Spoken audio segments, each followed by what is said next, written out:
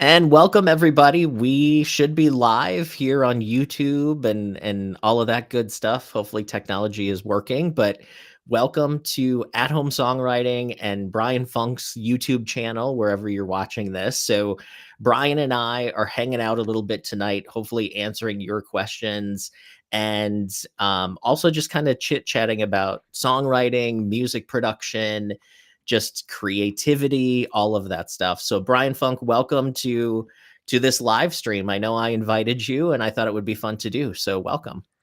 Yeah, it's exciting. Thanks. It's good to see you again too. Good to see you too. So some people maybe weren't in the meetings that we did before. Some people, might not have seen our podcast that we did, which by the way, it was awesome to be on your channel. So if people haven't watched that, they need to check that out. But what have maybe go through your short little bio and introduce yourself to everybody. All right, cool. I'm Brian Funk. I'm a musician and make music. I'm an Ableton Certified Trainer. I teach a sampling course at Berkeley online. I'm producing tutorials, live packs, sound design stuff. I got my book, The 5 Minute Music Producer, which just happens to be right here, in the shot. And it's all about like songwriting and putting ideas together, giving you little activities to get started, to get the wheels going. For me, the hardest thing is always convincing myself to sit down and do it, even if I know I have the whole day and I'm very excited about it. Suddenly, there's this resistance that builds that, oh, I've got to like do the dishes and stuff, and I got to vacuum and where I'm just trying to help myself and others get going. Awesome. And for those of you watching who may not know me, I'm Chad Shank, based in Minneapolis, Minnesota. I am a songwriter, songwriting teacher, songwriting coach. I teach songwriting with Berkeley Online, and then I also have At Home Songwriting. And I love songwriting, love the craft, love helping people. So if anybody has questions, definitely type them in the chat. I see that we did have a hello coming all the way across the pond from the UK, Technic Tone. That's good friend Anthony says hello. So, hey, Anthony. Not sure what time it is where you are, but probably later in the evening. So thanks for joining us. So, Brian, what have you been working on lately? Have you been doing your own music, or what's been the project lately? There's always a few projects going on at once.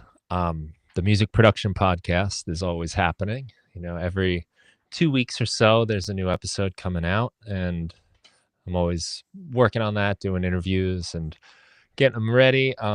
There's the band I play in called Some Good Evil, and we're recording some music. We're trying to get to like about 5 of our songs, these new songs we've been working on, we want to try to record in a kind of different spirit than maybe the other stuff we've done. And then I'm making my own as well. Having a lot of fun fighting against all the like demons in my head, I guess, that are trying to prevent me from doing my creative work.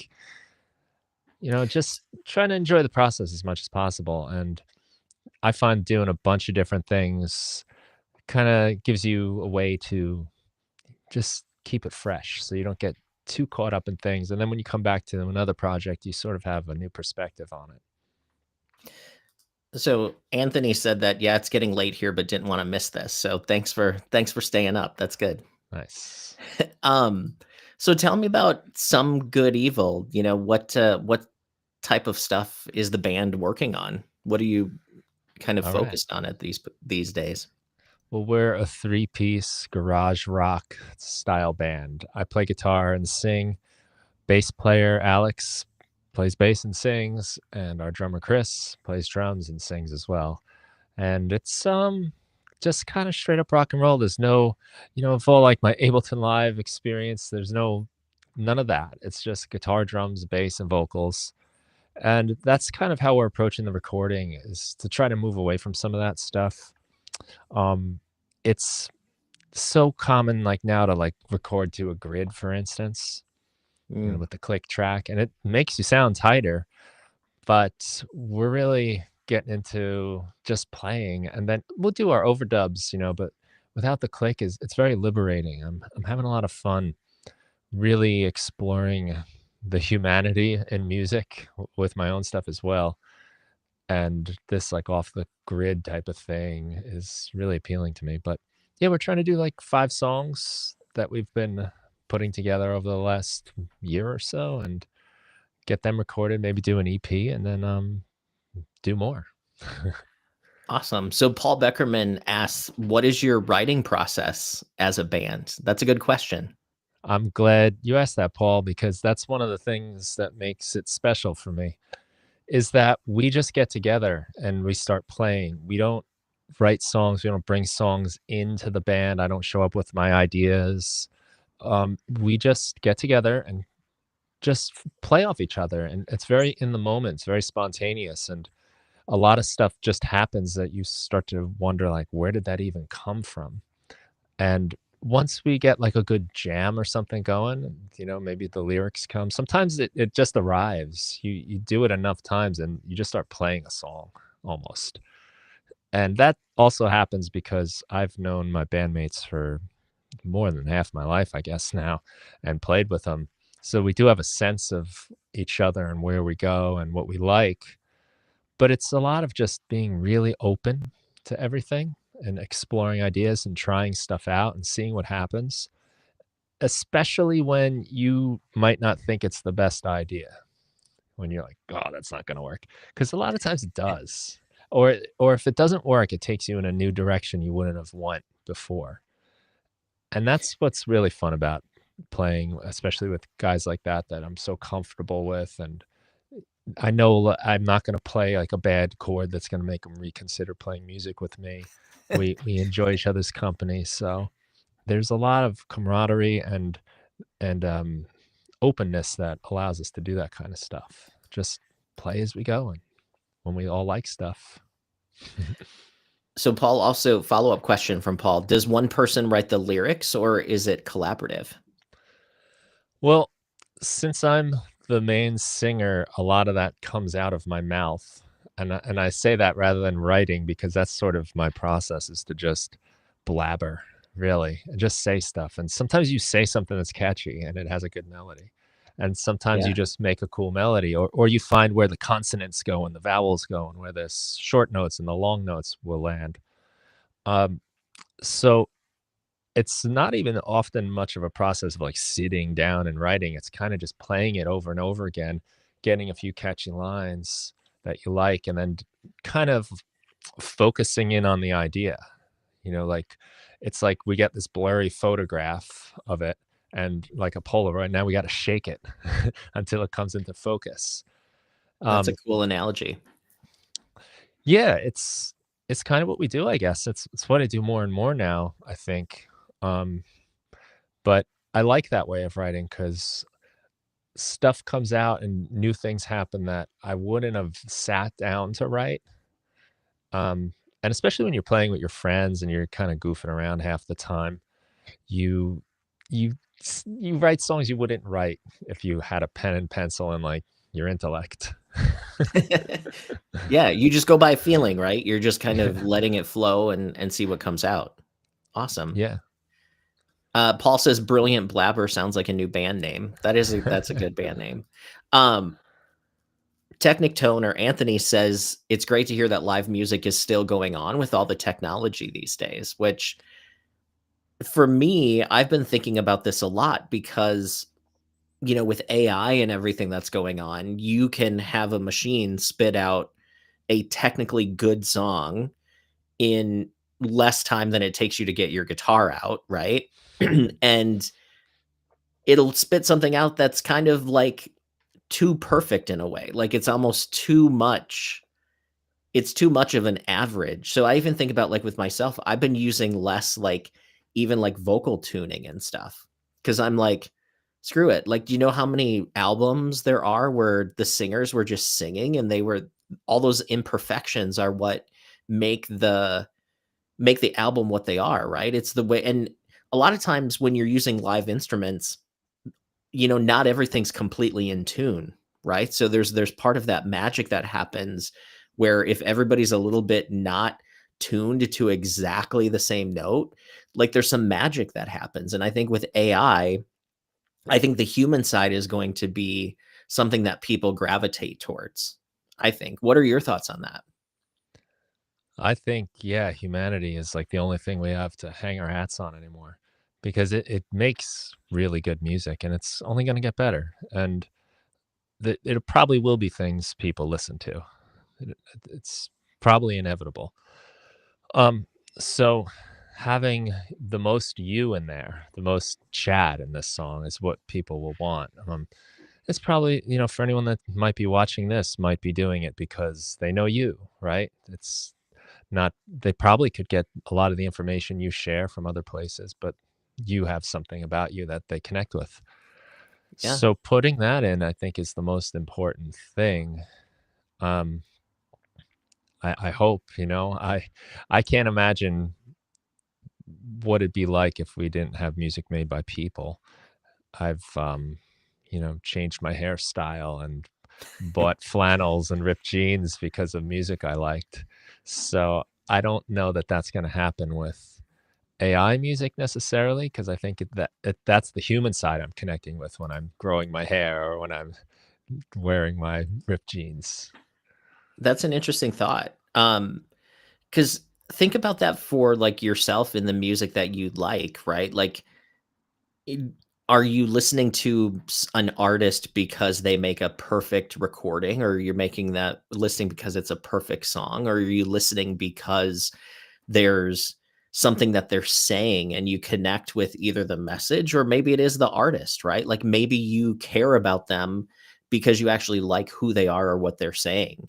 And I think those are like the questions that it comes down to, where as singers and songwriters, like the value in what we do is not actually the technical, like, recording. It's kind of the things that are encapsulated in it.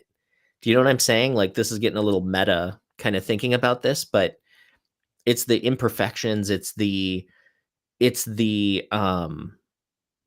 like the thought behind it more than actually just the end product, you know? Mm.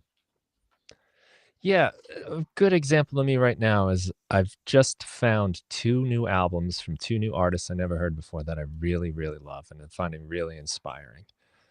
And the first one I was listening to, and then I started going on, his Instagram page, and on his page, he recommended another group. So I got excited to explore this artist and see what he's about, and when he's telling me about this other group, I went and checked that out. I was like, "Oh my god, I love this too. This is great." And now I know I'm going to check out this guy's work.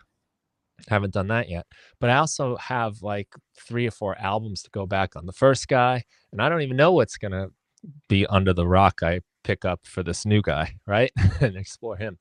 So there's so much that you're unlocking through the person, and that's a lot of fun. That's where the connection starts happening, I think. So it's I does AI do that? I don't think so.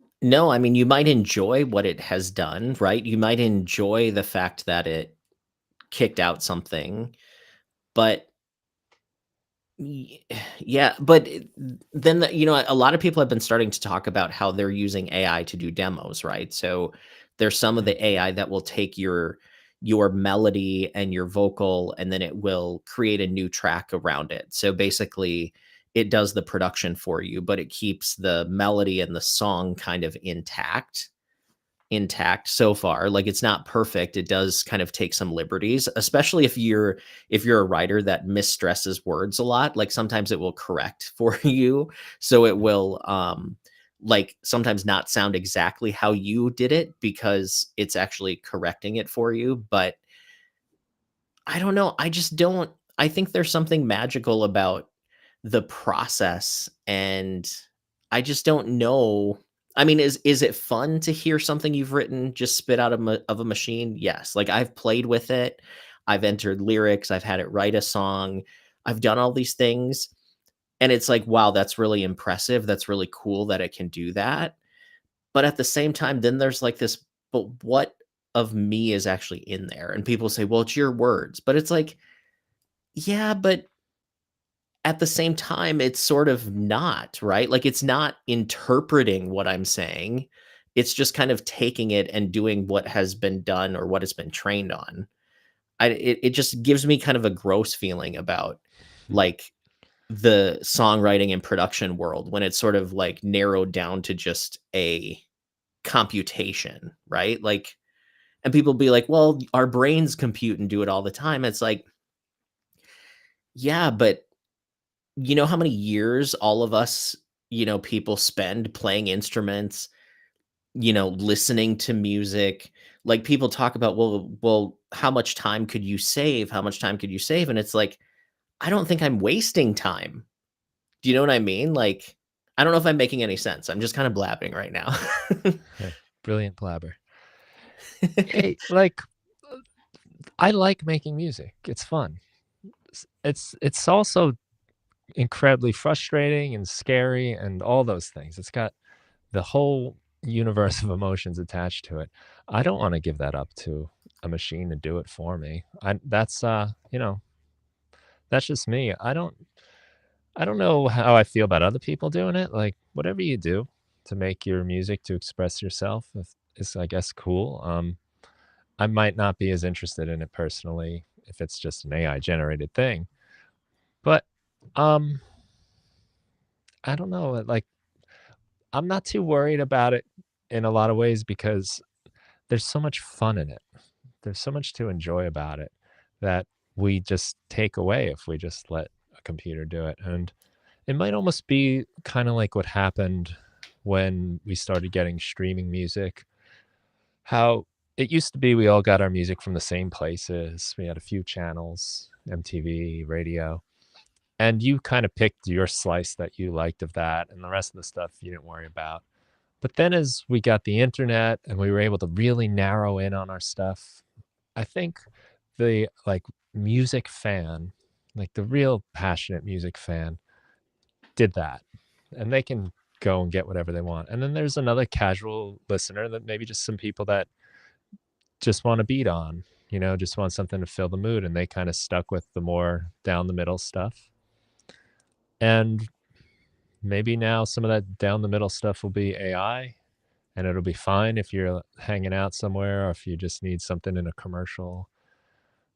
Um, but I don't know, it's like kinda like I am with sports maybe, like, I don't really follow a team, but if it's on, I appreciate the energy, and I can get into the game, and, Yeah. I'll root for a New York team, and I'll root for them all, so my odds are better. And then if it's not them, I'll just root for a good game, you know? Yeah. So, I guess, like, there's probably a lot of things like that in life that I can enjoy food that way. I don't need to be, a chef. I don't really need to know what's going on in it, and I'll just enjoy it. Whereas there's so much you can get into, so many roads you can go down, so much deeper you can get that other people will, and, like, people like me might not. So maybe music's like that a little. Anthony said he recently heard a producer saying, "If it sounds good, it is good," but that bothers him a little with how good AI is getting. I think what that means from a production standpoint is, sometimes things sound cool and they're like not right, right? Like, maybe you mic'd a guitar weird, or you over like recorded something where you recorded it too hot, but then the distortion actually made it sound kind of cool, right? So technically people would say, well, that's not right. You're not doing it right. But if it sounds good, it is good. Same thing with like chords. If you use a goofy chord in the middle of your song and it sounds cool, if it is good, or if it sounds good, it is good. I think that's more of what that means. And I do think AI music, if it sounds good, it is good, but there's not a lot of literal heart or soul into it, right? But Mm. does that mean people can't feel something from it?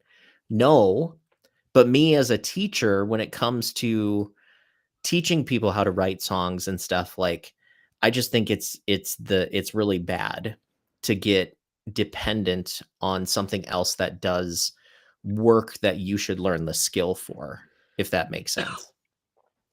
you know? Well, yeah, like good is subjective. So if you like it, you like it. And if someone else doesn't, someone else doesn't. Um, it's cool, like you were saying, as a songwriting teacher to bring in things that will make it more sophisticated, maybe, or uh, help you express yourself in another way. But sometimes even it's nice when you don't do that. Sometimes trying to be sophisticated is in itself sort of a front that might get in the way of an idea you're trying to express, like of a vulnerability or a authenticity. Where Yeah. I do that all the time. Like I think about my chord progressions if they're intelligent enough, and I totally block out the actual thing I'm trying to express or trying to find, which is like that joy of making music. And Yeah. um, I'm not worried about AI in a lot of ways because, like, it's not gonna come take my guitar from me. It's not gonna steal my Ableton Live or one of my synthesizers or it's Yeah. not gonna do that. So, all the stuff will continue to go on around me, I guess, and I'll So carry on. so not to make this all AI, 'cause it is what it is, but Jules Rules, has a question, says, "What software do we recommend or use to produce music?" So what software, maybe we'll start with you, Brian, and then I can talk about, I mean, you're the certified one when it comes to this. So, but what are your thoughts on production software? Well, I love Ableton Live. I've been using that for a long time now, probably 15 or more years. But I think whatever you're most comfortable with is the best thing for you. There's no right answer to this, and they all kind of do the same thing. They kind of get you to the same place, maybe different roads along the way, different routes. And you got to figure out which route is best for you. For me, Ableton Live really works with my creative side, the songwriter side of me. Whereas when I was using Pro Tools and even Logic, which I did love Logic, but it still had some of this, it's more for the engineer, I think, to mimic like the not old fashioned, but just the modern studio.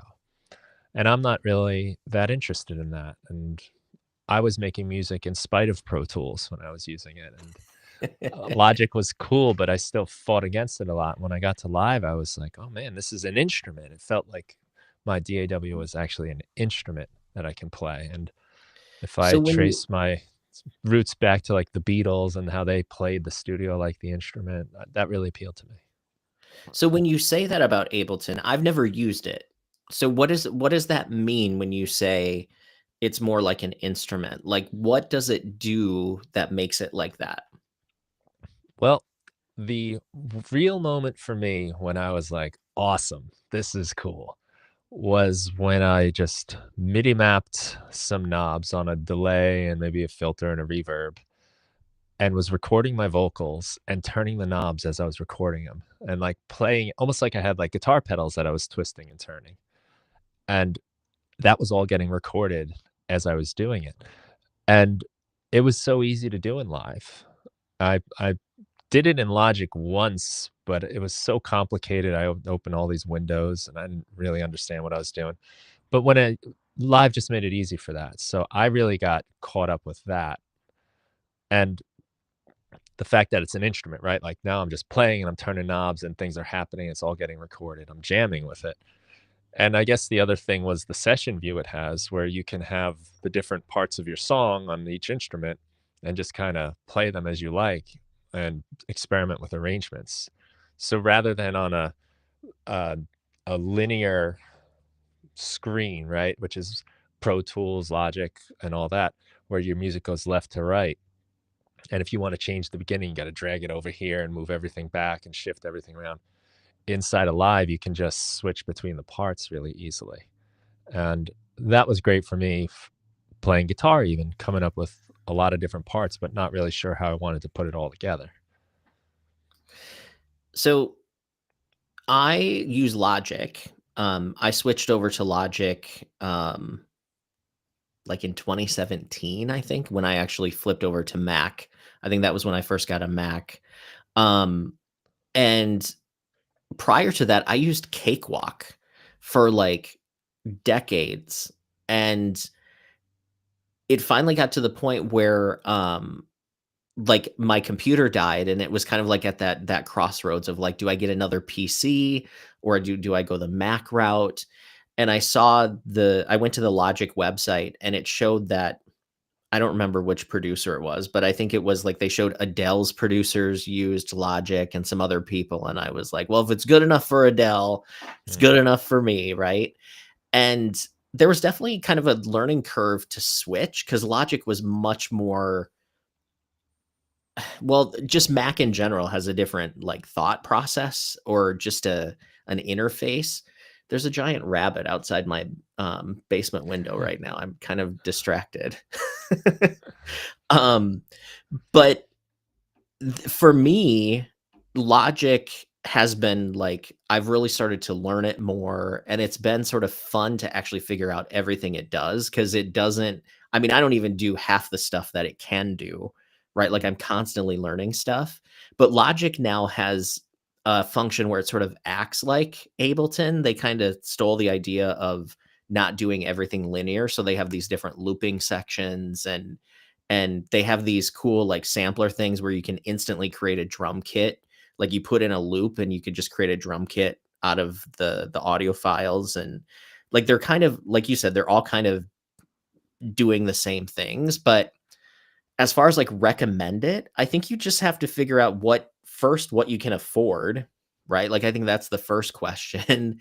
um but a lot of them give you a chance to try them, right? Like they have a demo period. So I would say if someone is looking to try something, um, just play with it and see if it makes sense to you. Even if it doesn't, even if you don't know how to use it to its full extent. But I've been curious to maybe even try like Cubase because I see a lot of people using like Cubase. And for me, what's important is does it come with virtual instruments? Because I'm an electronic producer. So um I need or want, I don't need anything, but I want the sounds. I want the drum kits. I want the synthesizers. I want I want all of that stuff. Yeah, that's good advice. It's not gonna really matter, I think, at the end of the day. It's where you get comfortable. Um S Yeah, so Anthony likes Reaper. Then Paul so says his son uses Reaper. Can't beat the price. huh, I've always understood it's free, but somebody said it's not actually free, but I don't know how that works. But Paul says he uses Pro Tools because that's what he started with, but MIDI production is cumbersome. So I think Pro Tools is a little bit more audio engineering focused, more so than the MIDI, but I think it still does it. Um, but yeah, they're all kind of doing the same thing. hmm. Jeanette said that she has Ableton Lite, still learning. Yeah, BandLab, but, like, it's so cool that there are things like that out there, GarageBand, BandLab, and some other online ones that really get you a chance to just see how things work, and, no real need to get that deep sometimes, you might find, like, I don't really care about MIDI, for instance, right? Or I Yep. don't care about audio or whatever it is that you depending on what you're trying to do. So, yeah, that's cool. Audio Yep. schmaudio. Just Um, make it. Don't worry about what tool you have. uh, so Paul says a production question. Any Mhm. advice on panning instruments? That's a good question. What are your thoughts, Brian? Well, it's fun that we can do it, right? It gives a sense of space to the mix. It makes you feel like things are around you. And it can be used for making room in a mix. So if I have two elements that are sort of competing with each other and they need to both be going on, maybe the first thing I'd say is maybe they don't need to both be going on, but I can make some separation by panning them. I can create like a spatial feeling. Um, as far as advice goes, um, one thing I like to do a lot is to try to mix without any panning in the beginning and get as far as I can and then do my panning so that I've sort of done the best I can with volume and I guess EQ maybe. And then when I need the space, I can pan and it feels like I have a lot more room. I generally like to keep things that have low end up the middle. So that's like kick drums and basses. And as things get higher in frequency, I feel like I can get away with putting them further and further away. I like a little trick of when I want a part to pop a little in the speakers to pan things for that moment. So that might mean in a verse, I might keep things a little more up the middle. And then when the chorus comes in, things come out to the sides a little. So it's a little bit of like an opening that happens. So you can kind of like open and close your mix a little bit. It A really interesting thing to listen to for panning is the Beatles because it was new when they had it.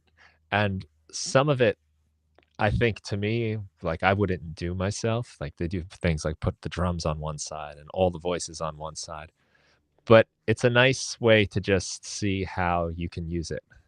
It's taking chances, it's taking risks, right? Like nowadays, I think we're a little more careful with that, and we also understand how it works. So, like a recommendation, like I said, putting the bass stuff up the middle, it just tends to give your mix more of a balanced feeling. But the Beatles did things where drums and bass were on the left side and vocals on the right, and it can be a little almost lopsided feeling when you first start listening to it, but it gives you ideas and gives you thoughts.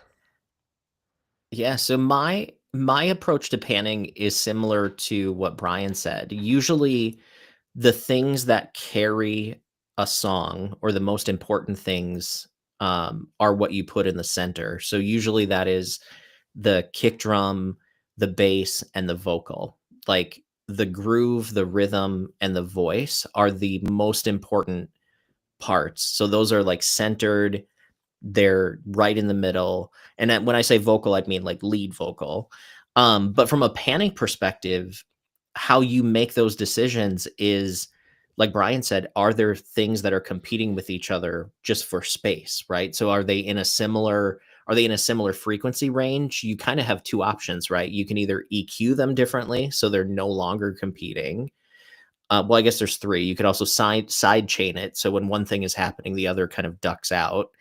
But then, with the, uh, process of moving things apart, you separate it there, but deciding where things go, I was always taught to think of a band on a stage, right? So, most of the time, the drums are in the middle, right? The singer's in the middle.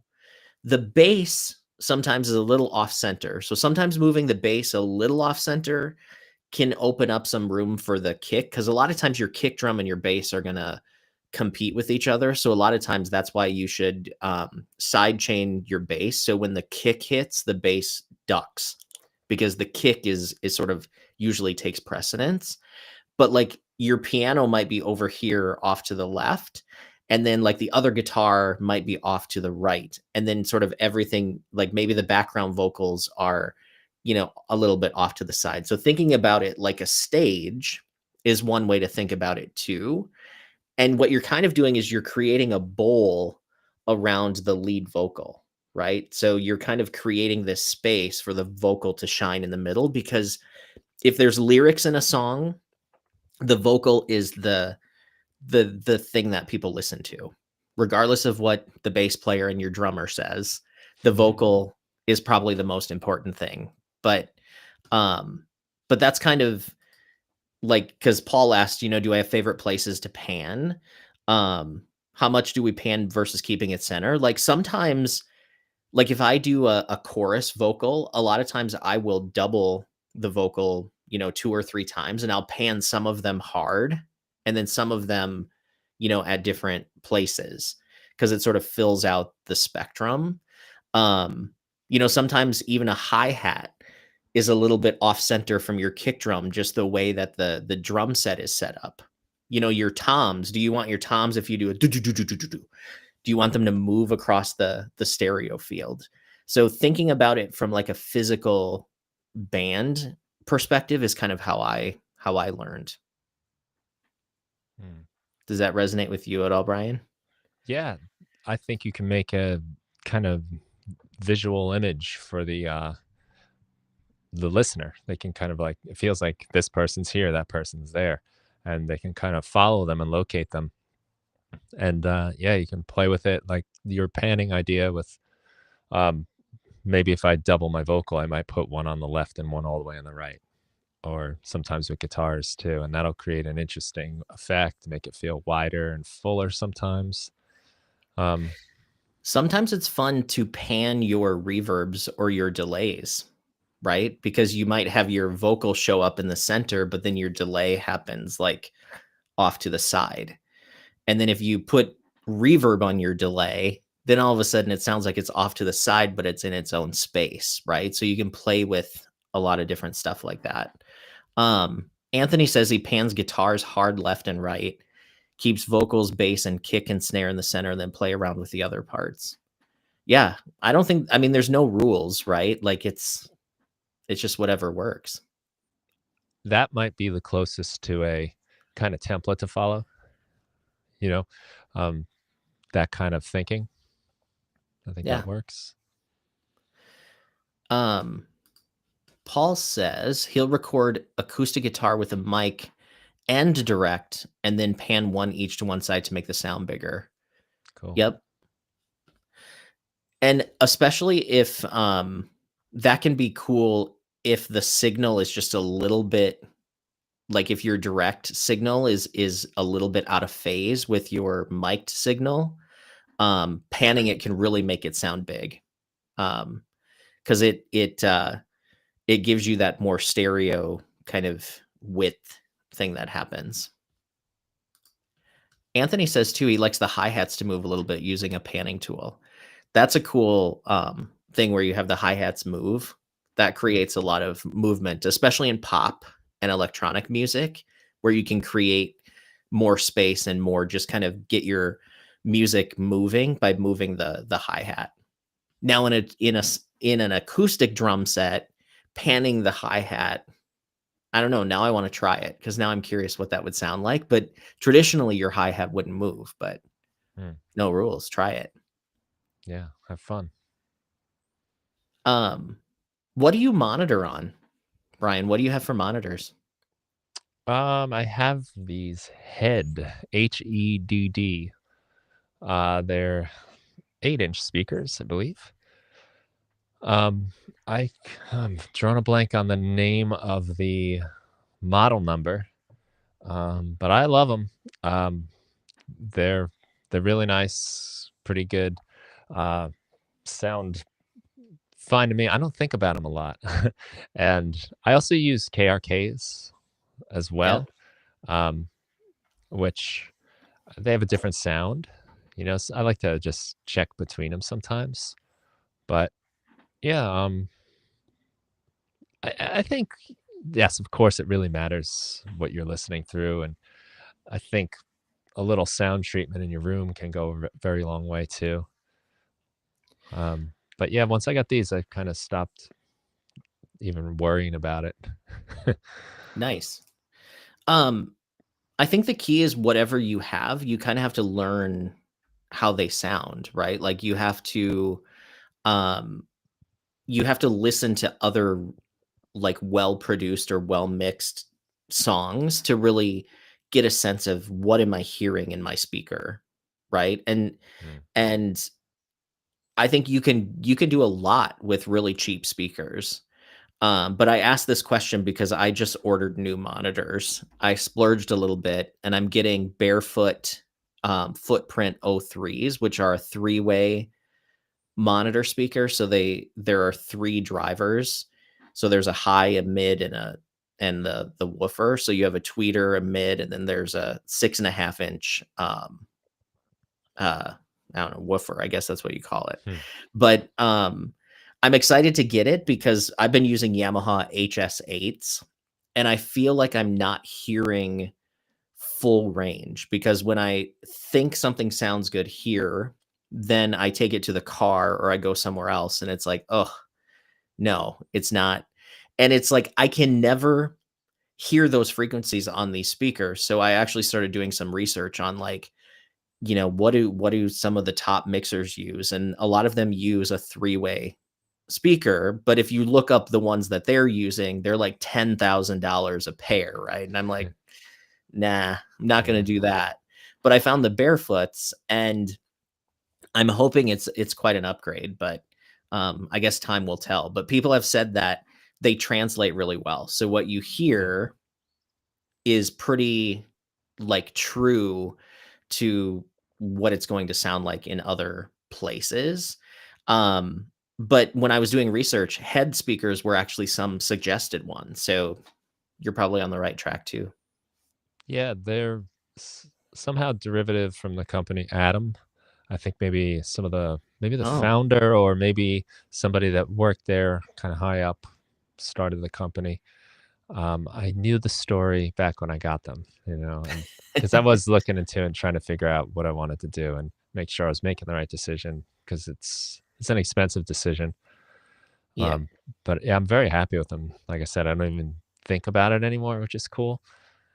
I think with monitors, though, just an important thing to do is to listen to music on them, like stuff and Yep. your music, of course, just so you start to understand it a little.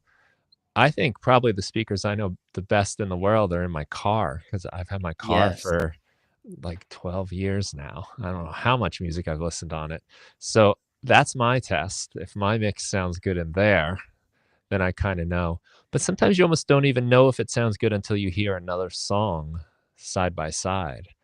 So keeping references available and just kind of seeing where you're landing compared to everything else will help you to dial in your own style and sound.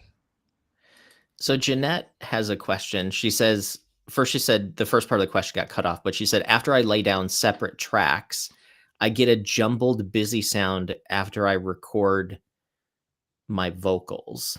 And then her next question is, how do I fix the jumbled sound? So Jeanette's new to recording. Mm. So without hearing it, it's probably a little hard to answer that. But if you're laying down a bunch of stuff and then it sounds jumbled, that sounds like it might be a mix thing to me. What are your thoughts, Brian? Well, you want to check the jumbled button first. If that's on, then make sure you click that. Unjumble. Yeah, there's a big Yeah, red button. this is a really difficult thing. This whole idea, and I think especially depending on what kind of music you're making, because if you're making like electronic music or something a little more experimental, something say not like my three-piece guitar rock band is already kind of mixed. Like all the instruments have been selected for that arrangement because they go together well. The bass is out of the way, the guitar and the drums are their own thing. Just like a string quartet will have, you know, what does it have? A cello, a viola, and two violins. It's so that they don't interfere with each other. That's a tried and true arrangement. So a lot of times with music production, since I could put four basses in my track if I want. I could put 17 keyboards if I want, and they're all going to occupy similar space in the frequency range. And if you look at your frequency chart, you've got this kind of range from 20 hertz to 20,000 hertz. Certain things will live in the same area, and you really can't have too much in one given area. Otherwise, you start getting jumbled sound and things interfering with each other. It could even be too if if it's the vocals that are happening, maybe your microphone's picking up a lot of low end. That might be part of the issue too. Sometimes thinning things out or EQing away parts of a sound that is competing with other parts can be really helpful. Um, Basic guitar, bass, drums, and piano. So a Yeah. mistake I made for ages with that kind of music was trying to make my guitar sound really thick. I wanted it to be like a big, thick guitar. So I'd crank up the bass on it. And then I want everything to sound big and thick, basically. That was I want the drums big, I want everything. Um, and by doing that, everything just sounded kind of regular. It was all the same size. Something like big or even like loud, even fast, loud, quiet, fast, slow, big, small. They're all relative terms. So sometimes you have to make sacrifices to one sound to make the other sound big. So with Yep. my guitar stuff, I was surprised how much not adding bass and sometimes even cutting away a little bit of those lower frequencies on the guitar freed up room for the bass to come through the mix. And then the bass supported the guitar and made the guitar sound bigger. So they kind of work together. And that's really what we're trying to do when we arrange a song and then when we mix it is to make everything kind of work together and support, do its own job and not try to do everything. The common phrase is a good mix starts with a good arrangement, and that's not having things interfering with each other, not having the same or two different instruments playing in the same range or playing the same notes or conflicting notes. That's going to create a jumbled sound and a crowded sound. So there could be a lot of reasons for that, and that's why it is such a hard thing to deal with. And Some of it some of it could be like, I'm totally drawing a blank on what the term is, but the levels, across everything that you have. Like, if you have everything turned up to the same level and everything's, at the loudest it can be, then your stereo bus is going to be clipping, right? So, um, I'm totally drawing a blank on the headroom, term. Gain headroom, I staging. think. Gain Gain staging. Okay. staging. Yeah. Um, so one thing, Jeanette, I think what you do is you turn up one thing at a time, but you go only about halfway up, right? So you leave some space and then you kind of pull things in until you see where the jumble is coming from, right? So you sort of start with what's most important. If you have a vocal, start with your vocal and then turn up the bass and the drums, and see, are they competing with the vocal or is the guitar competing? And you sort of just have to experiment, and like there's no like this is exactly what you do to get this sound. Like it literally is, there's no rules. You just have all of these tools and you have to sort of learn how it goes together. But I think the jumbled sound might be not only things competing, so this is where you could pan things too, you could try panning them, um, but it might be the frequency, but it might be the volume. Everything is just going too hot, right? Like, you might just be overloading whatever you're sending it to, um, and what you listen on does make a huge difference too. Yeah, there's I don't only know. so much volume you can get in your mix. You got like your meter, right?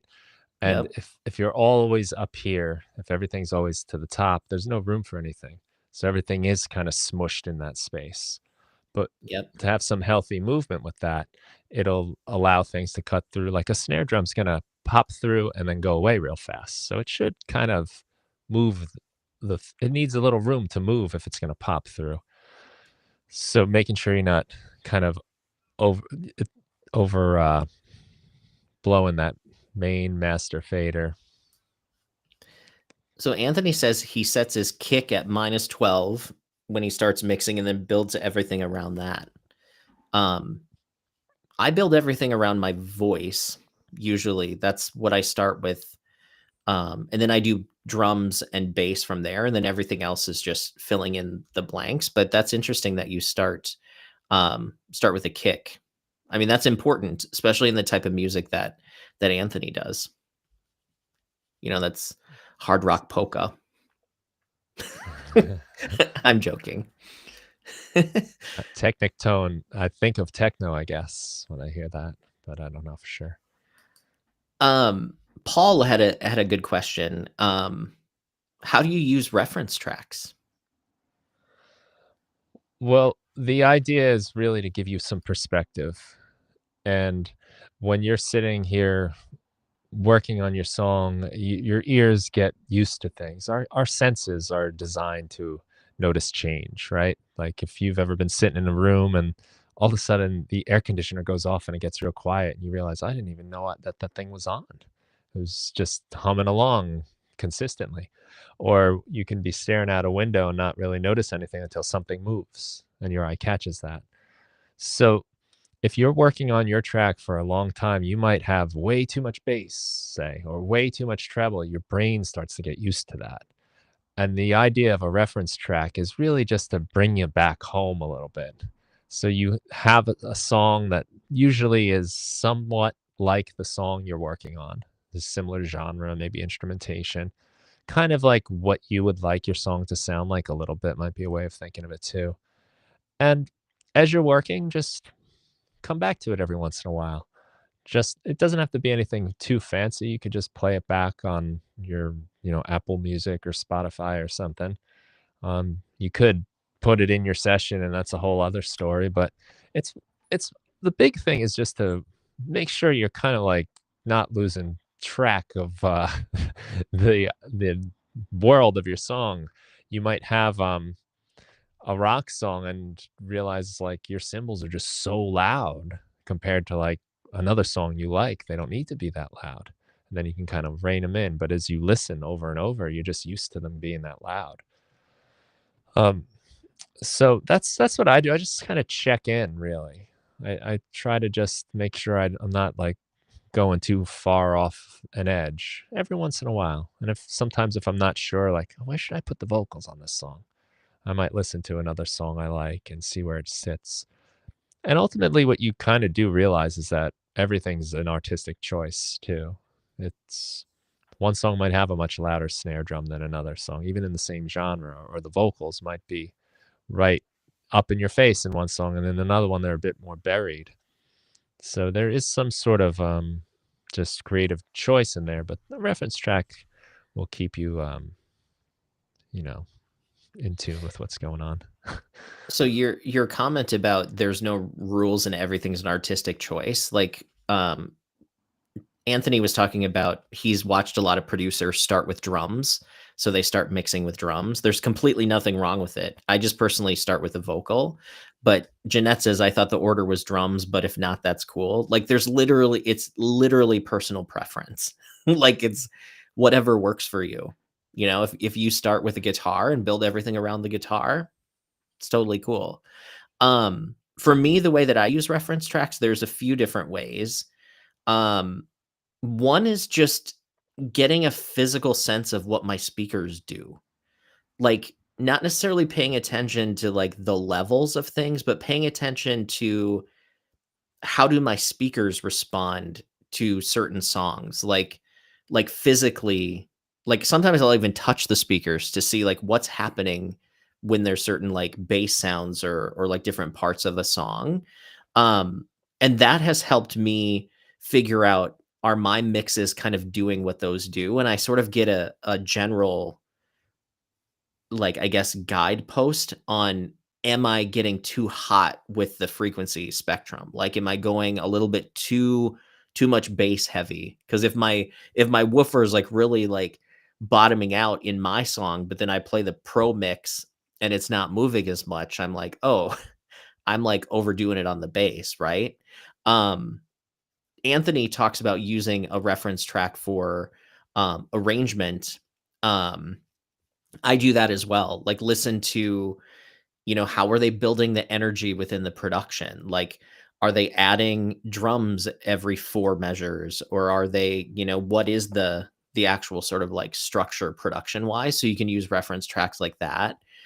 I have gone down the rabbit hole where I try to match my song like exactly to the EQ and the exact sound of other stuff, and I've actually almost driven myself crazy. I don't know if it's not healthy to exactly try to make your song sound like that song, because every song's different. Every song has different instruments, they have different singers. Like, for me, a reference track, like you said, is just you're getting your bearings a little bit. You're just kind of, how if you ever go to a perfume shop, they have the little things of coffee beans, because if you smell coffee, it resets your scent, your olfactory nerves. So if you sniff coffee, that will reset your brain so you can now smell different perfumes, because sometimes everything starts to smell the same. So you need to pull yourself back. I think reference tracks do that. Cleanse the palate. Yeah. Yeah. Hmm. Um Paul has another good question. EQ advice. EQ advice. So probably number one is less is more. Probably need less. And I would go almost on a limb with every effect. I generally like to add an effect until I notice it and hear it, and then take it back a little. Like just dial it down a little so that I'm not overdoing it because that becomes very easy to do, especially over the course of a song that might have lots and lots of tracks. If I'm adding just a little bit of reverb to everything, by the time I get to the 16th track and I'm adding reverb, it just gets washed out. The way I like to use EQ is to first sort of use it to remove any problems, if there are any. Um, Maybe there's just like a weird honk to the snare drum or the way I recorded my guitar, or maybe there's just like a lot of low end rumble. For instance, on a guitar, the low string is at 80 hertz. So the low E is 80 hertz or so. I don't really need too much below that, but sometimes there's just like rumbling in the room or low frequencies build up. So I might roll off that to about 80 hertz and depending on the song, sometimes even more. But I do like to first kind of use it to cut away things that I don't need to kind of remove stuff. You always got to be careful with that because you can be removing some of the character and some of the life out of a sound that way. And then um, some tonal stuff, maybe. I might bump a couple frequencies if I want to accentuate a part of a sound. But I'm always kind of listening to everything else in the mix because ultimately, like your frequencies in a song all add up. So every single track is contributing to the overall frequency of a song. So you might get your guitar or your voice to sound great in solo, but then when you put it back in, it doesn't work. And sometimes when I'm mixing things, I might make a sound not really sound that great in solo, but it fits nicely within the context of the song. So like my guitar might be a little thinner than I'd want it to sound if it was all by itself, but when I bring in the bass and the drums, it's being supported. Um, the more you play around with EQ though, the kind of more unnatural things will start to sound. So it's always something to look out for. So I like to be kind of subtle with it. A little goes a long way because it's all adding up once everything gets to your master channel. That's great advice. It's a tough thing to answer for me because EQ is one of those things that, like you said, you can use it to fix problems, but you can also use it creatively to, if you want to make a telephone vocal Mhm. effect, like, you cut the highs and you cut the lows and you just have like 1K, maybe like an octave around 1K and you get a telephone sound, right? Like, so you can use EQ like that. But I think in general, the way I think about it and the way that I've grown to think about it is start with your mix from a volume standpoint first. So set the levels so it sounds good with nothing but volume, because I think I was always in the mindset of I'm going straight for an EQ because I think that everything needs to be EQ'd to make it sweet, right? So I add some shine on the top and I give a little bass, and then by the time I do that with everything, it just sounds like a muddy mess with no mid-range, right? Like it's the highs are like cutting your head off, and then the bass is just rumble. So what I've learned to do is get sort of a really nice, like rough, like what they call like a board mix, right? Like just get the faders and use the volume first and then see what's sticking out. Because sometimes we EQ things that are literally just all you have to do is turn the guitar down, right? Like sometimes you think like, oh, the guitar is poking out too much. Well, maybe it's just too loud. Maybe it's not Mm. the EQ. Maybe it's just too loud. I've also learned the hard way that you should try cutting before you boost.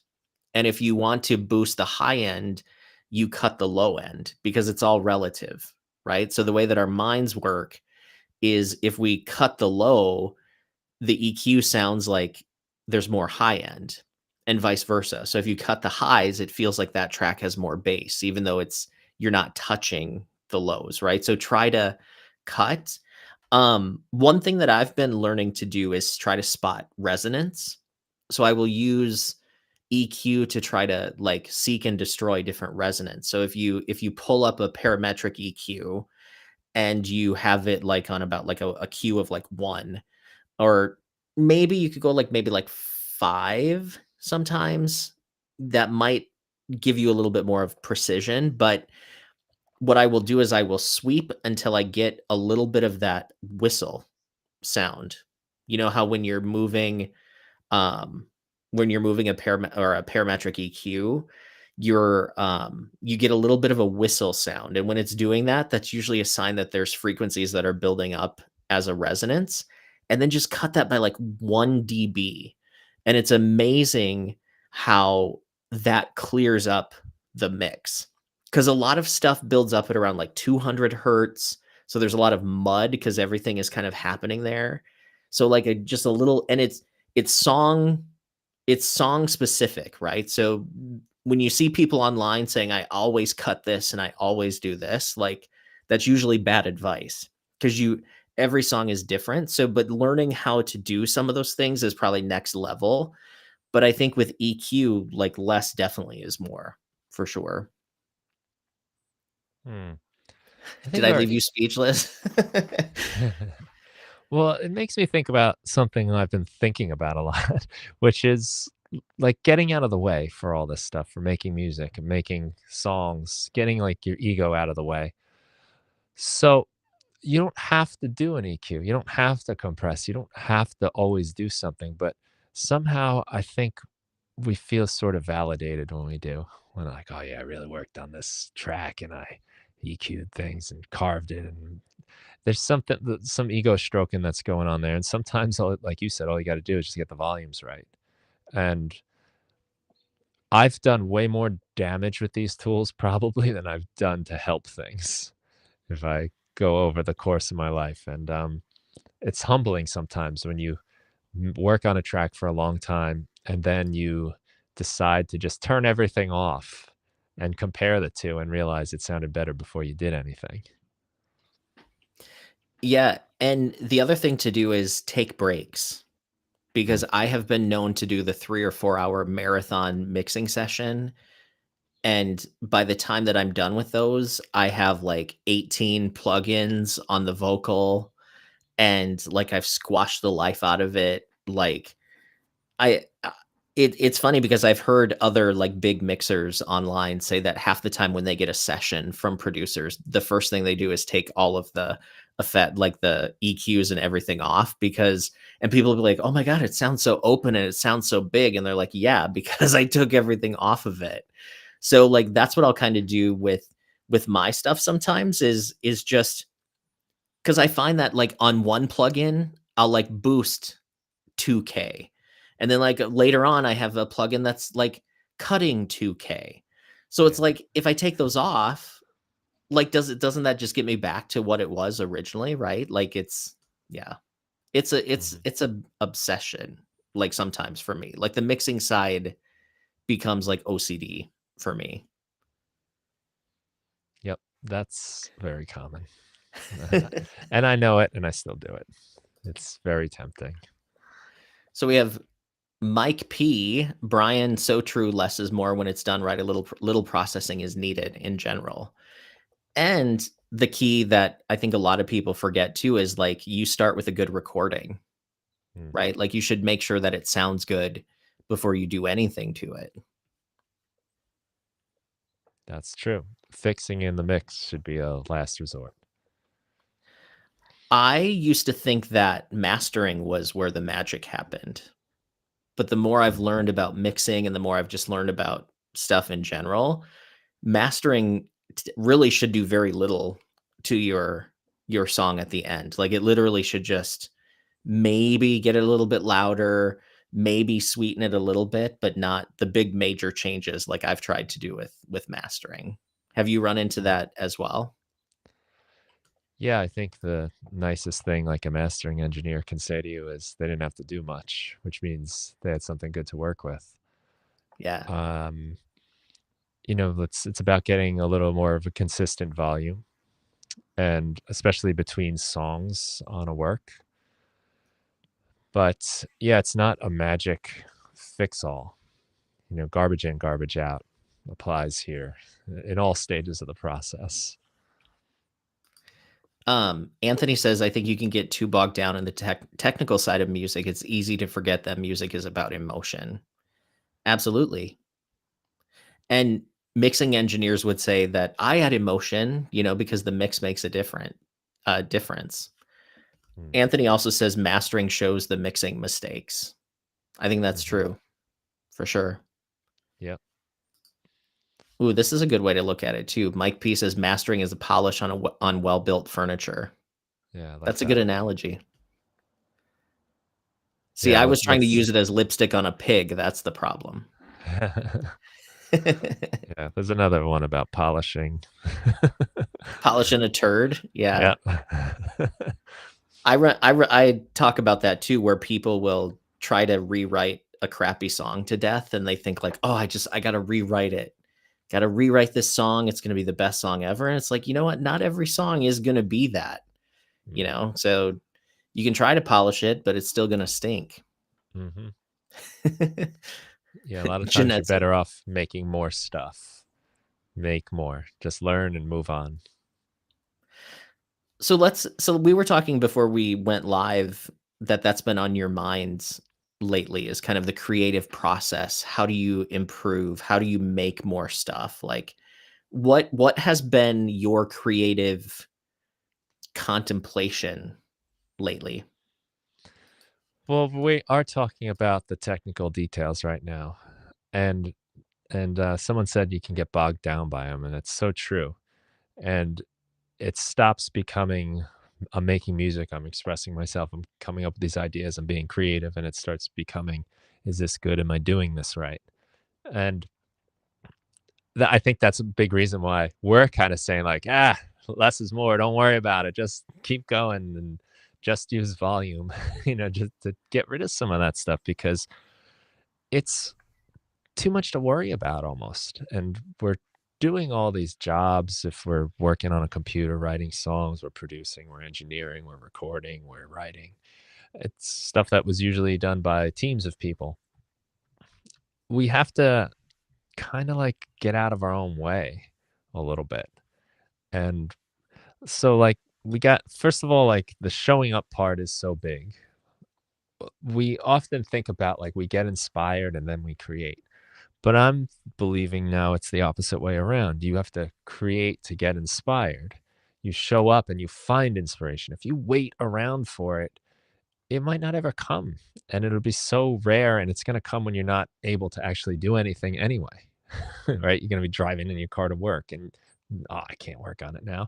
And that's why we get frustrated. And that's why we feel like we don't have enough time to do things.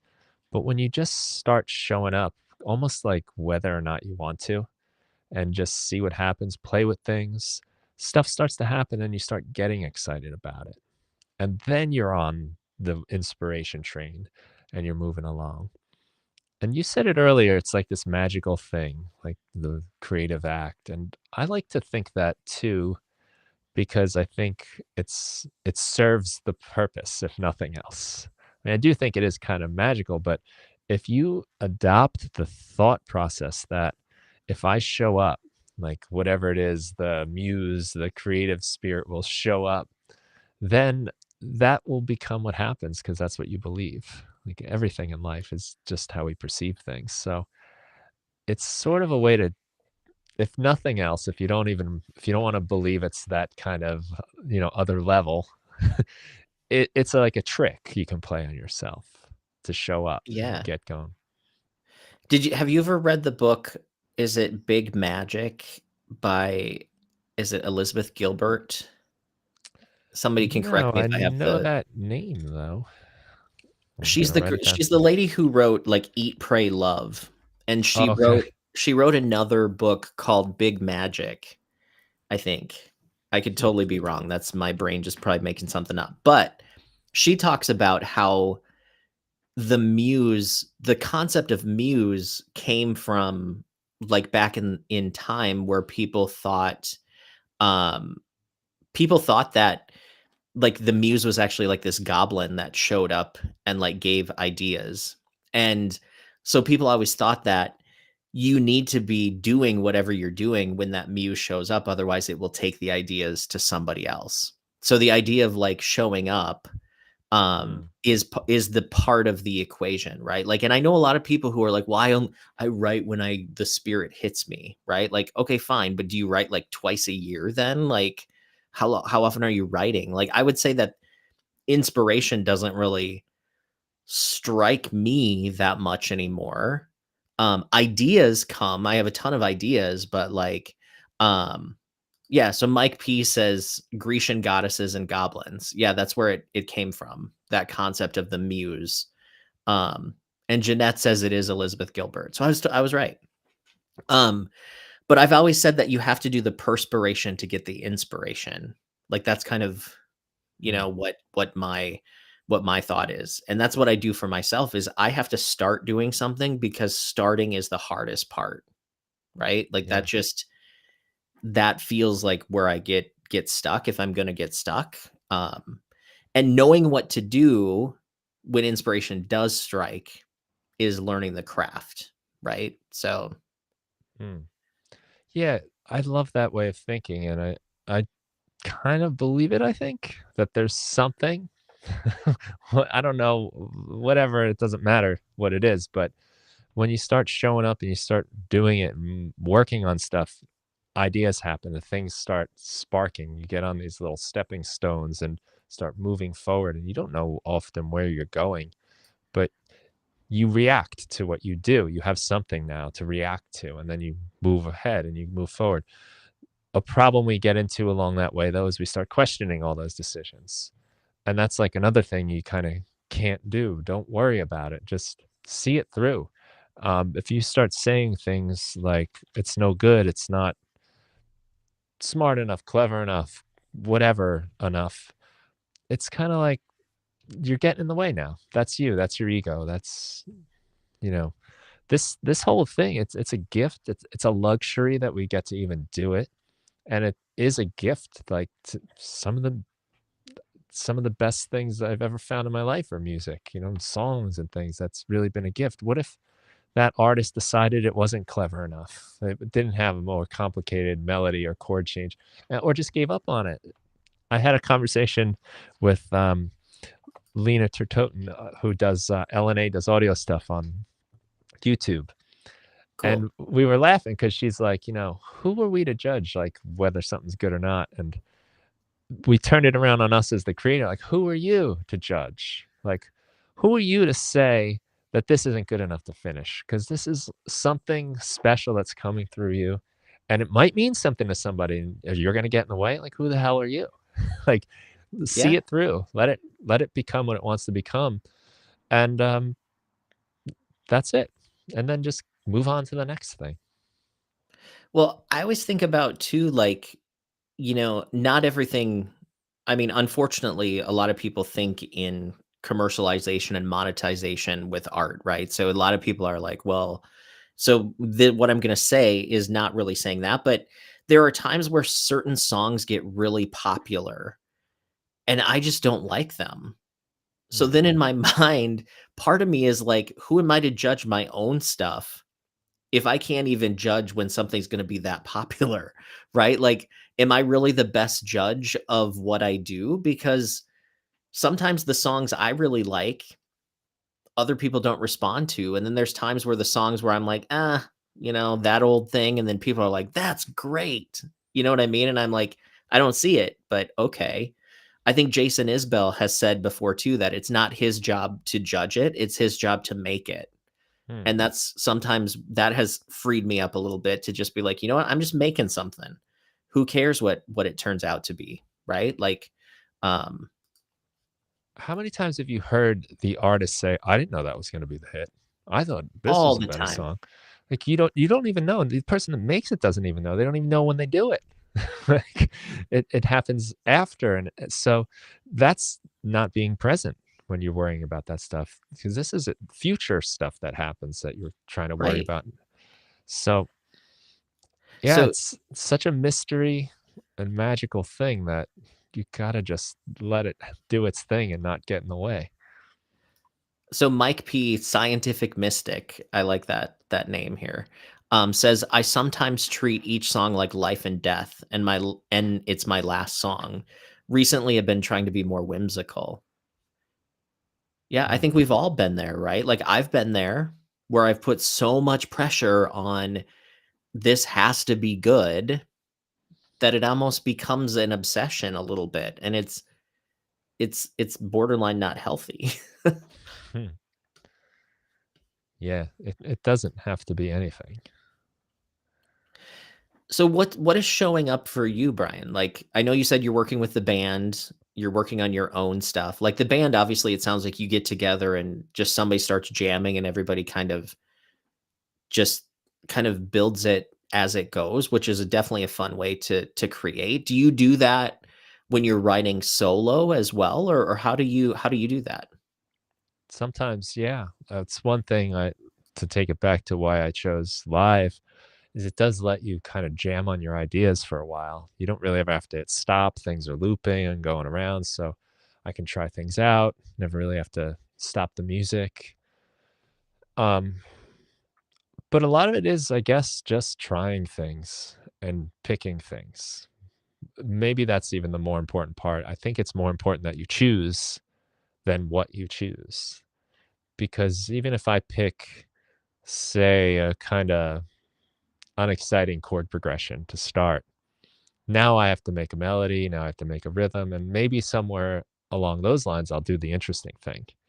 So, but I can't do that interesting thing until I have the other thing first. So to just decide, move on, and react. And if you've ever tried to make bad music, which is an exercise I recommend because you're off the hook. You don't have to be serious as an artist and all that stuff that comes along with it. But it's almost hard because your taste comes into play. You know what I mean? Like you start making decisions that make it a little bit better and better. It's freeing, and it also just takes you through the whole process too. If you're just, "I don't care if it's a bad song, I'm gonna at least finish it, and I'll get practice finishing an idea." I think for me, I teach lyric writing and I teach like commercial songwriting for Berkeley. So sometimes I get caught up in my head of like I should know how to just spit out a really good song because I know all this stuff, right? Like, and I teach all this stuff. But no matter if you know it, the application is a whole nother like thing in itself, right? And for me, this process of sort of overthinking starts to happen when that judge or that critic comes in early in the process. Like you said, when you start making those decisions on is this good or bad, not like where could this go, right? So I think learning how to sort of wait to judge it until you're further in the process is what helps you get past the that sort of what people would call writer's block, right? Or sometimes you get in the mode of just like thinking all your stuff is bad. Um, and I think sometimes that happens because we have a picture of what we want it to be in our mind, but the song doesn't need or want to be that on its own. So I think there's this art of learning how to honor the song that is really easy to say, but hard to do.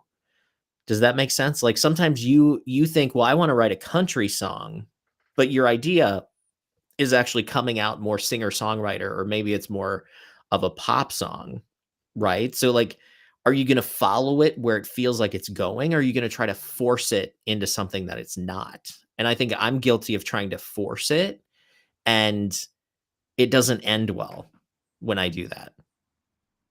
And Yeah. sometimes I also think that we just overcomplicate what we wanna say. Sometimes it's like, just freaking say it. Mhm. Like, how would you say it to another person? That's your lyric, right? Like, you don't have to be clever, you don't have to be poetic. In fact, the more poetic and the more abstract you get, the less people probably connect with it, right? Because they don't know what the hell you're talking about. And if people don't know what you're talking about, they don't know if they relate to it or not. And I'm covering like a million different topics right now, but it all comes down to that, like, just show up and make something and finish it. And people always ask me, well, how do you know when a song is finished? Well, it's when I have two verses, a chorus, and a bridge, right? Like, I've got all the parts. Do you know what I mean? Like, that doesn't mean that it's perfect or that it's final, but it could be finished. You can finish a song without it being final. Mm. Does that make sense? It's kind of never final. It's True. abandoned, right? There's that expression, art is never finished, it's abandoned. Yeah. And I like thinking of released as like let go of. You're releasing the track. It's free now. Now it gets to go do its thing. Instead of it's like I'm going to release this now. it, it it's a different it's a little twist on it, I guess, but it takes away like some of that ownership or something about it. You're letting it go. And I'm coming up now on like 400 episodes of the music production podcast, talk to all kinds of people, and it doesn't get easier. Everyone still struggles with all this stuff. The inner critic Yep. always shows up every time. The only thing you can really do is accept it. Like, oh, it's here. Like this is that part of the process now. It maybe came real early, and maybe it came like in the latter stages, and maybe it came every single turn along the way. But it's going to show up. It doesn't have to be the dictator though. Sometimes it does offer you valuable feedback. Sometimes it's really a survival mechanism ultimately. It's trying to protect you from making a fool of yourself in this case. Because back in the day when we developed these type of instincts, if you weren't accepted by the group, you died, and that was it. So that's Yeah. why we have it. So it's a good thing if you want to think of it that way. And it can offer you some useful feedback, but it does not have to be in charge either. Right. And maybe that's why we keep coming back to this kind of simplify thing, is because the more you learn it, it's almost in some ways it almost makes it harder because you have more to choose from, more Yeah. directions you can go. So what's interesting about there's a really good question that Kay has that I'm gonna pull up here in a moment, but, I saw an interview with Jack Antonoff. I'm pretty sure you're familiar with Jack. I don't know. Are you, Brian? You know Jack Antonoff? I don't know. I don't think so.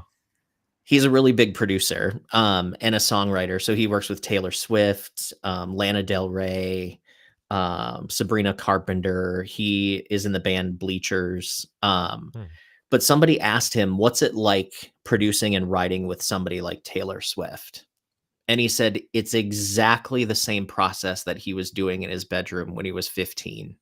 He said, "There is literally no difference between the songwriting process with Taylor Swift and what a teenager does in their bedroom," which Hmm. I thought was really cool because I think in some ways we hear the final product where songs have been reviewed by the producers, the artists, the record label, the publicists, the mixers, the master people, like the managers.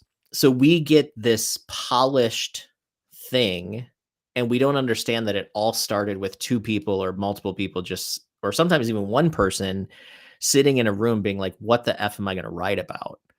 You know what I mean? Or how do we do this? So I thought that was really encouraging to me where it's like everybody's starting with a blank page and it's not magic in the sense that some people have it and some people don't. Like it's magic in the sense that sometimes the ideas align, sometimes the inspiration aligns, sometimes your mood aligns, and then everything just happens to work out really cool. I think that's sort of like serendipitous, and there's a little bit of magic there, but I don't think that it takes magic to be like a songwriter or to be creative. Does that make sense? Like you see these artists on TV and they're like, I don't know, man, it just came to me. And it's like, then these myths of these writers are out there where like Dylan didn't have to think about this. It's like a lot of times these are interviews for the general public, right? Like they want to create a mystique around what they do. Like, but what they're actually doing is not mystique at all. It's just what we're all doing. And they happen to have a cool idea, if that makes sense. Yeah, and if it's different for Bob Dylan, well, he's Bob Dylan. He's he's one in a many trillions, right? Yep. Just like you, by the way. You're also unique individual, and however your way works is however it works. But it's yeah, it's kind of grimy and it starts out very unfocused, right? Like you don't really it's that like blurry picture you got to shake.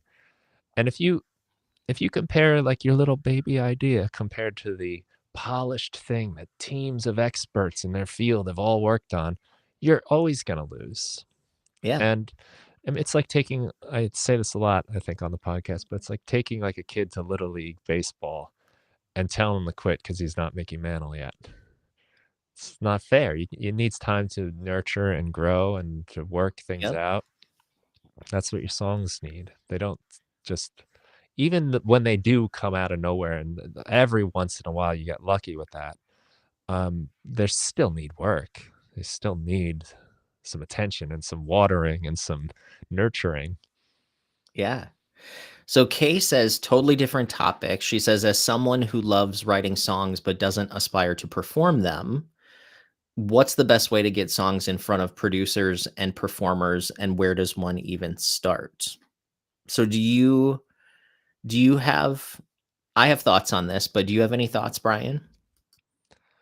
It's hard because I don't know, something like 100,000 songs come out on Spotify and Apple Music every day. So that's just a lot of noise to come through. I guess, I mean, I don't know for sure because I haven't figured this out myself yet, but you gotta put it out, release it, put it on SoundCloud, put it on the services, make videos about it. You have to champion it. And a lot of people don't like doing that. It feels kind of tacky to promote your stuff, but you're the one that made it. Like you have to be the one. How else would anyone even know? There's no shame in it. It's really an amazing thing if you made anything. It's awesome. I mean, how many people that pick up an instrument get to the point where they've made a song? That's so small of a fraction, but Yeah.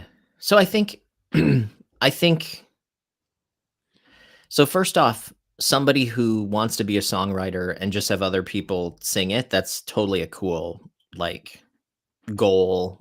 It's totally a possibility. There's a lot of people that do it. I think you have to change the mindset though of you don't get there by getting songs in front of people. You get there by getting yourself in front of people.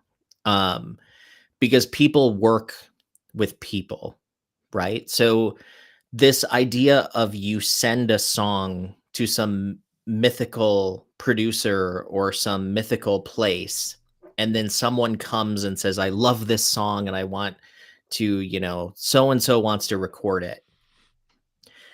That's just an industry myth, and it just doesn't happen like that. Right? Like most artists, most producers, they're not even going to listen to something that gets sent to them because they don't want to get sued. So the way that they get material is they get it through people they know. So they get it through attorneys, they get it through other musicians, they get it through just networking. So as a songwriter who doesn't perform, you have to figure out ways that you can network and write songs with people on their way up. So you're not going to write songs for a Keith Urban, you're not going to write songs for a Taylor Swift, you're not going to write songs for somebody who's already at the top, right? So as you develop your songwriting chops, I think you should start local. Like start local and think global, right? So you think of who can you connect within your community, within your circle? Like, are there artists that you know on the internet? Like, are there people you follow on Instagram that are independent artists? Can you contact them, get your songs in front of them? Even better is write the songs with them, because a really good way to get your songs cut is you write them with the artist. right? Like a lot of artists aren't taking outside songs. So they're not just listening to songs that get submitted to them. A lot of artists want to write the songs. So like songwriters who are really successful, like Amy Allen, she um basically wrote one or two songs every single day for 7 years before she had her first hit. So you have to first understand the amount of work that it takes to be a songwriter that writes for other people. It's literally writing every single day, networking with people every single day. It's meeting the people doing the work, and I think learning the craft, because only about 1% of songs that even hit songwriters write will even get picked up to go anywhere. So with the pro writer group, I've had music publisher like Michael August. He's a publisher in Nashville. We've talked to Mark Irwin, who's written some big songs. He has said, and he's signed to Smack Songs, which I don't know if you know Smack Songs. That's Shane McAnally's publishing company in Nashville. So as that's top of the game. Only about 1% of his songs get any interest, and he's a hit songwriter. So think about where you are as a writer, and have you even written 100 songs to even get one that might be good enough to get noticed, right? So I think first thing you have to do is realize it's a big mountain that you're trying to climb. So you have to learn how to get the skills to climb it, right? So that means learning the craft, learning how to get better. You have to actually practice writing, which means writing.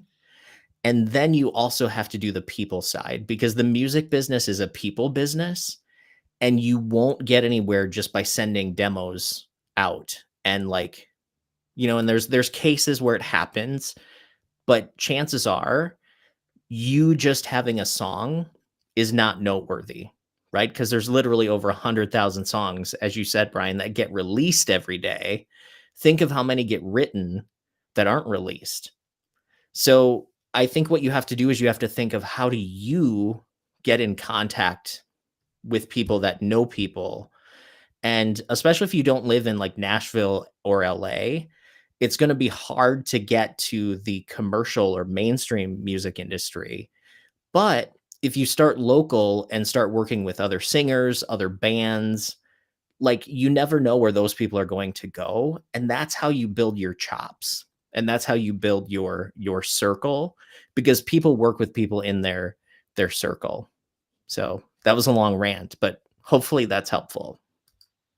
Maybe go to like an open mic night and find somebody that you like, which could take a while, but you go to a bunch and maybe they'd be open to sharing songs, collaborating, or I wrote a song for you. You can specifically write one for them if that's what you want to do. But it's a nice way to get it out there. And I think, like you said, on the way up is better. And do it as much as you can. Mm. Yeah, and, like, if you wanna be a songwriter like that, I think you have to study the story of people that have done it. Right? Like, how many songs did they have to write? How did they make their connections? Like, watch documentaries like Diane Warren's documentary on Masterclass, called Relentless. Watch interviews with, staff songwriters and what it takes to be signed to a publishing company. Michael August, who's a publisher, he said that they sign artists that are the artist, or not the artist, the writer needs to be their own best advocate. So not only do they look for writers who can write good songs, but they look for people who are already connected. So it's hard for everybody to get songs cut, even the publishers. So if you can be your own best PR firm, and you already come with connections, and you already come with um, ways to get some of the songs out there, you have a better chance of getting published for sure. Hmm. I don't chase that route, but I know a lot of people do. Make it fun. Make it fun, yes. But I think it's important to understand what you're really up against, right? Like, there's a lot of people who don't understand how the music business works, so they go into it with the wrong perspective, and the odds are stacked against you, but odds are not 0, right? So you have to understand the game that you're playing. So I think studying music business, like Donald Passman has a book called Everything You Need to Know About Music Business. Highly recommend it. Donald Passman is a high power music attorney, and that book changed my whole perspective on basically everything business related, because you learn how record labels work, you learn how publishing companies work, you learn how the artists get screwed all the time, because basically labels are banks, right? Like, they fund the project, but you have to recoup that money back for them. So learning how this stuff works means that you're putting on clear goggles, right? So you're not just going in and not understanding what you're up against. And then you should study with, people like Brian and I. um Mike P said something earlier about Michael Jackson here. He said there's a reason why MJ and others made 50 songs and then narrowed them down. That's actually what I'm doing for my next album that I'm going to release online. Is I'm writing 50 songs, and I'm 34 songs into 50, and then I'm going to pick, along with some other friends, like what the 10 best ones are, and then release those as an album. I figure 10 songs out of 50 is a good 80-20, right? Like they're the best 20%, and that's going to be my album. Have you ever done that, or how do you look at that? I wanted to ask you about that.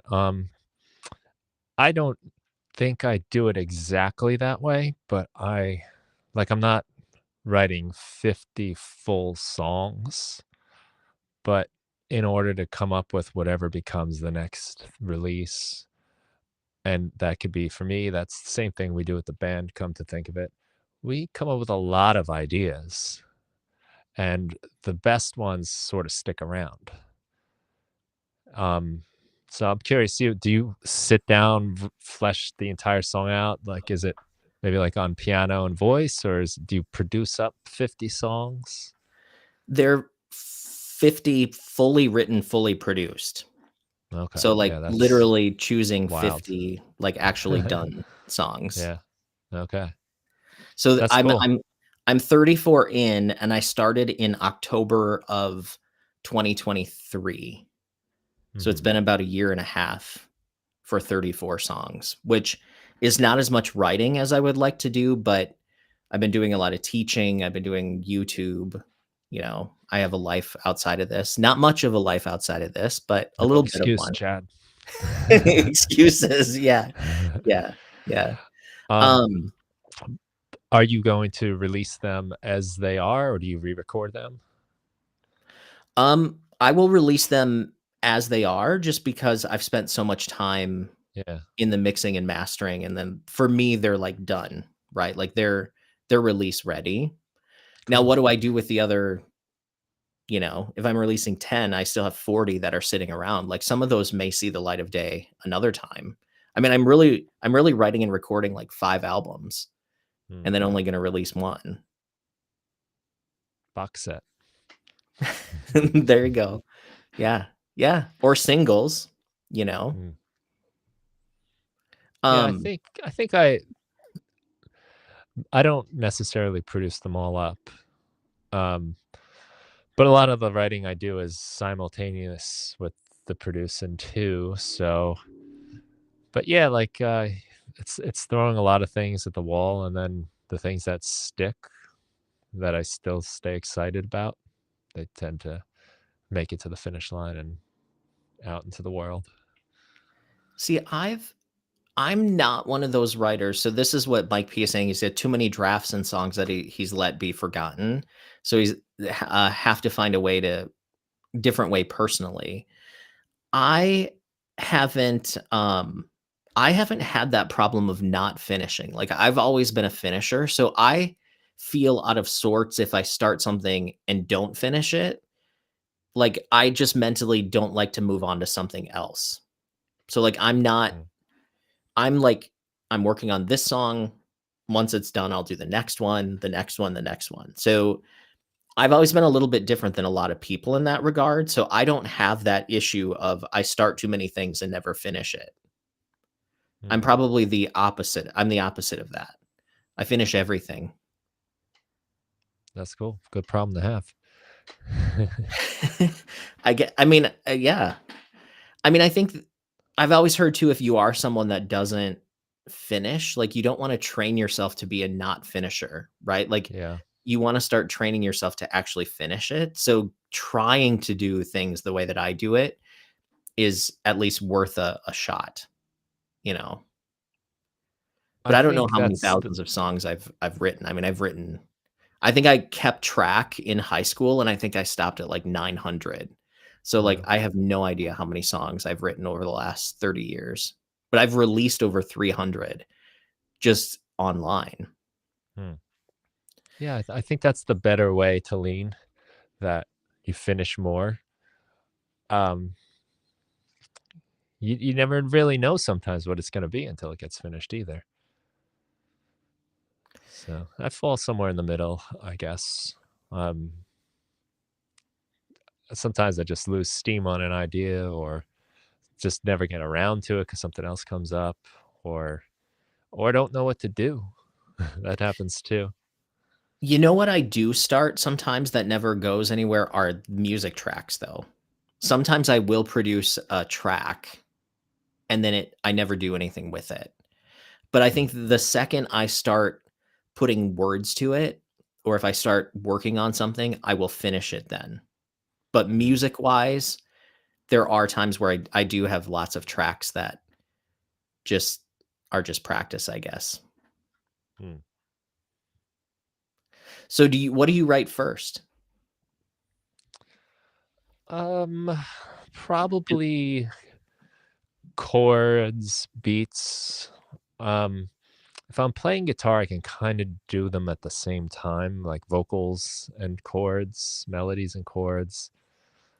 Um, but yeah, probably get some sort of foundation most of the time down first. When I'm just playing guitar, though, it's probably come up with some chords I like and pretty quickly start trying to come up with something vocally. Do you play and sing at the same time? Yeah, that's when I'm doing that, I can kind of work on them together. Yeah, yeah. I would say that majority of the time I will come up with a chord progression or a track, which is sometimes kind of the same thing at the same time. But then I will create a melody, and then I'll write lyrics to the melody because I feel like my songs are stronger when I have a more thought out and planned out melody. Because if I write lyric first, the melodies are not refined, they wander, they're not as succinct. So I find that I write better songs for my style if I do melody first and then lyrics, if that makes sense. But there's no right or wrong way. That just happens to be the way that I do it. Yeah, I generally do that too. Um, because the lyric, I want it to sing well, I Mhm. guess, you know? So, um, sometimes if I'm just doing my blabbering, I sing the lyric and then I've got it, and then it kinda happens at the same time. Um, but it's pretty unusual that I start with lyrics. I might start with a title, I might start with a theme, but it's definitely easier to come up with some way to sing and then put words to it than it is the other way around. For sure. So we're coming up already almost on 2 hours. I should Hmm. probably get going here soon, but, do you wanna tell everybody about your book that's behind you, Brian? Oh, this? Sure. Oh, this old thing? Hey, look at that. Yeah, it's kind of designed to conquer a lot of the things we're talking about. Getting started, finding inspiration, developing ideas, finishing them. Um, there's a lot in here about some things I like to do to collect ideas even. So I have a couple lists in the book. I call them reference files.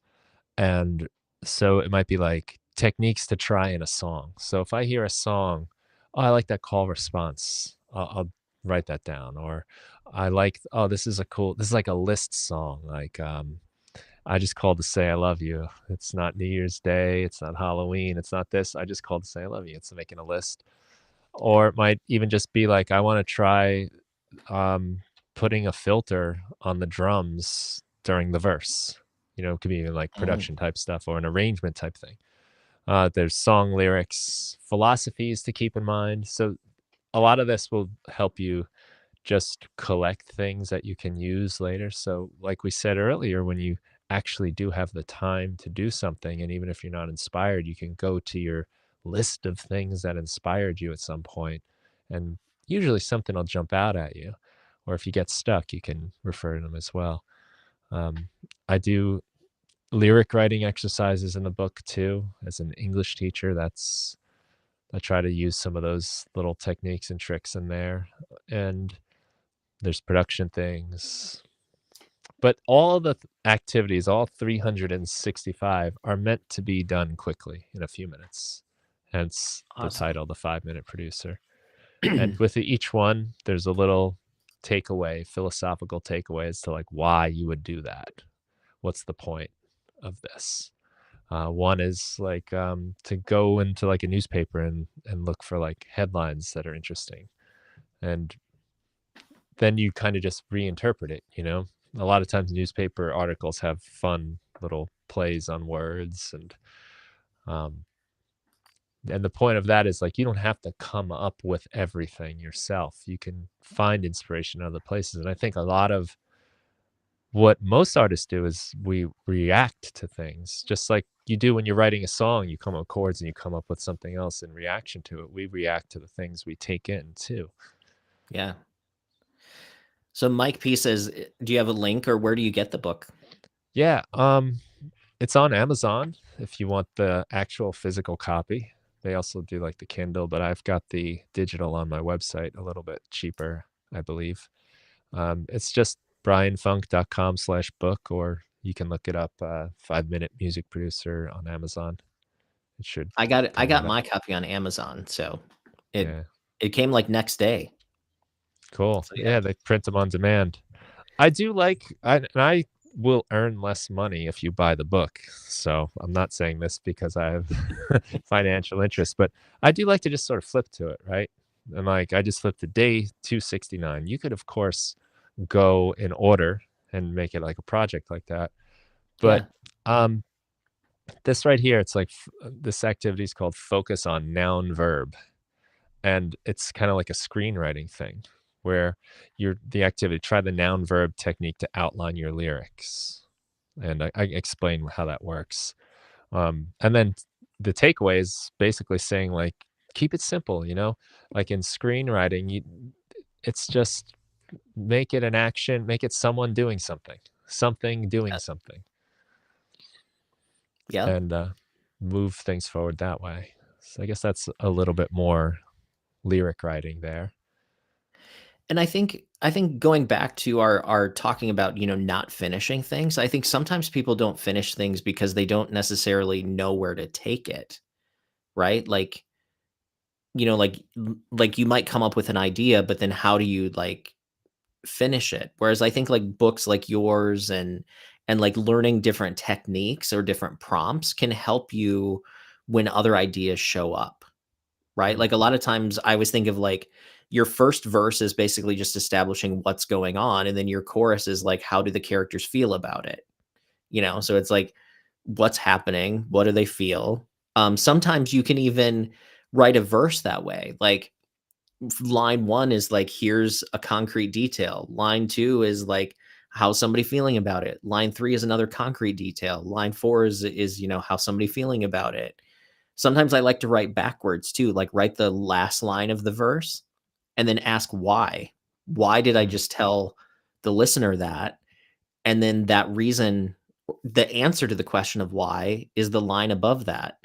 And then ask why to that line and sort of go in reverse and that Hmm. helps you kind of write. Surprisingly, when you read it back, it leads to a point, so there's little prompts and there's little exercises that you can do that help you finish things too, which is fun. Hmm.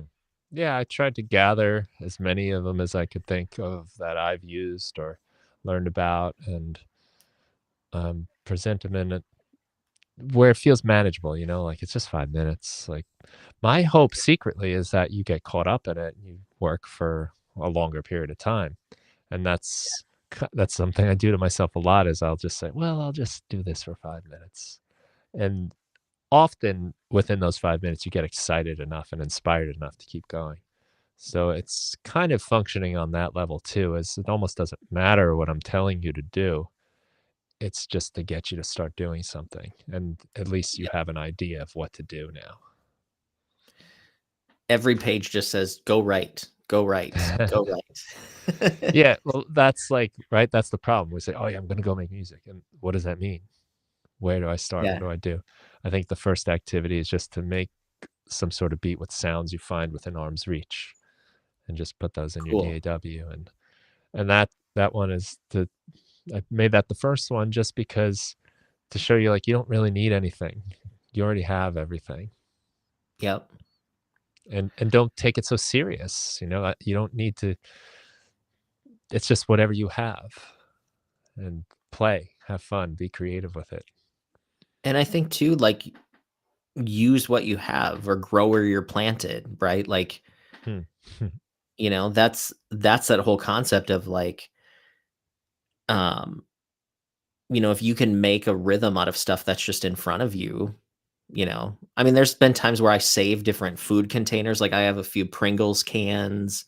Oh. There's these plastic dog treat containers. Like they make really good drums. When you record them, they sound like drums, Hmm. but they're Yeah, like junk. right, and that could be enough to just get you kind of excited. Like, "Okay, cool, I need percussion. You know what? Let's just use that Pringles can today." Oh, do you know Just how many times I've used like seasoning as like a shaker? yeah. Like when you record it, it sounds just like a shaker because it I is. remember an interview with Steven Tyler talking about Sweet Emotion, I think it was. I think they used, like, sugar packets as the shakers. Not be and Really? I that sweet, I don't know if that was if I got that completely right, but it was just what they had. That was the point, you know? Yeah. Just work with what you have. There's and our tools are so advanced anyway, there's really, like, no excuse. You don't need a plug-in or a new microphone or anything really to do this, and as soon as you start buying into that you need more, you're gonna come across somebody that made something amazing with what you already had or less, and you're gonna go, "Oh, yeah, I was lying to myself." Do you know how much money I have wasted on plugins and I still use like 5 of them? Like, don't even get me started. Yeah, I always think this is gonna be the thing that's gonna help me write my hits. I fall for it every time, and it never works. Every time. Oh, look, somebody came out, like, I get an email. Now I want that. I wanna try that. I wanna do, and it's like, you know what? Everything that I have right now is things that I could have dream or what I couldn't even dream about it back when I started doing this. So, like, go back to the basics. It starts with a good song, Yeah. and a good song is, like, words, melody, and maybe some chords. Some of my most productive days were as a teenager with a 4-track, like Oh, for a sure. microphone, a guitar, and a 4-track, and there were no other choices. You just went at it. Yep. Limitations lead to innovation. So Mhm. sometimes even just doing little exercises like that where you say like, I'm gonna write a song using like 2 instruments. That's it. And then Yeah. like that's your goal. You'd be I surprised have because a our lot of brains. those in the book, those types of What's that? things. I have a lot of those types of things in the book. Yep. You make it with this, use this, don't do that. Yeah.